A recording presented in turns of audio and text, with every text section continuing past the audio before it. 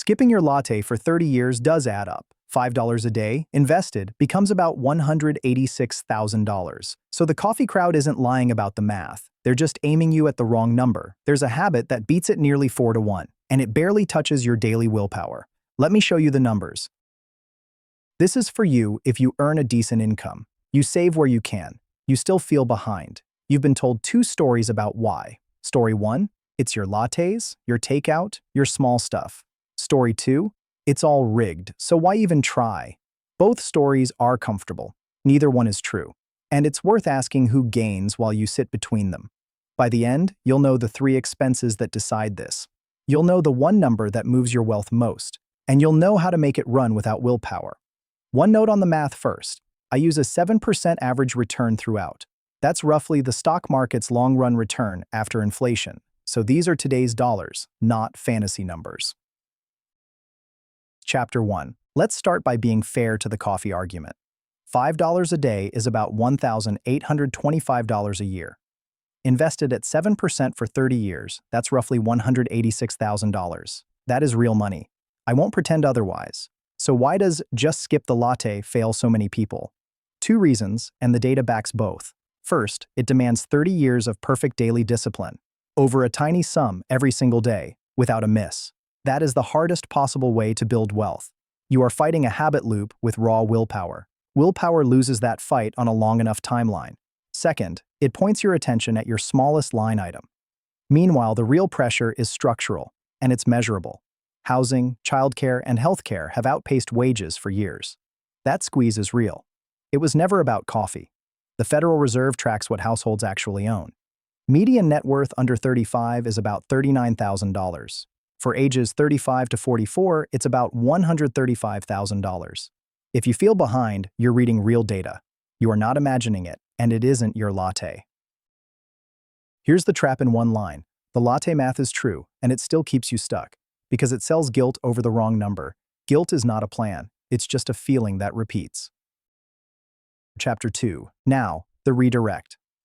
Look at where your money really goes. For most households, 3 categories dominate everything else: housing, transportation, food. Together, they often eat 60 to 70% of a budget. That's most of your financial picture, right there. Transportation is more than gas. It's the car payment.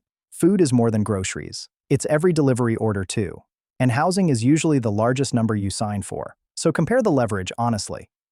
The latte saves you $1,825 a year, at most.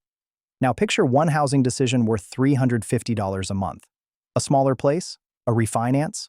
One roommate? One move? That's $4,200 a year from a single choice.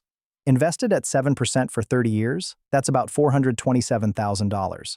That is 2.3 times the entire latte result. And you decided it once, not 10,950 times. Read that again.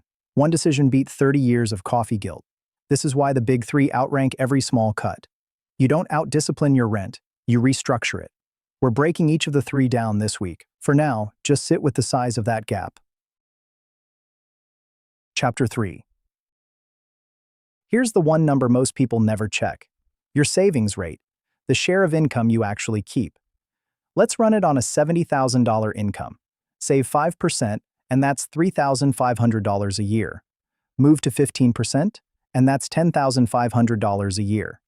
The difference is $7,000 a year, about $583 a month. Invest just that difference at 7% for 30 years. It becomes roughly $712,000.